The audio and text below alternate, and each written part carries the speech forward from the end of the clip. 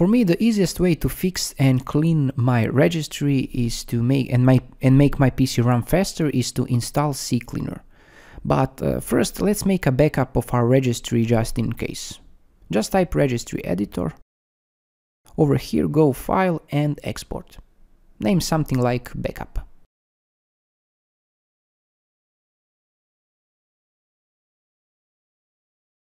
If something goes wrong, you can import easily by going Import and choosing your backup. Okay. Now go to the CCleaner website, the link is in the description. Download it and install.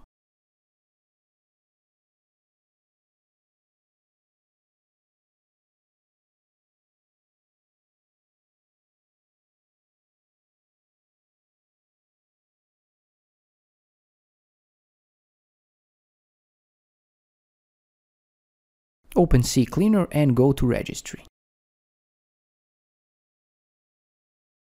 Click Scan for issues. When it's done, click Fix selected issues, and this is how you clean up and fix your registry. Hope this helps. Thanks for watching and have a nice day.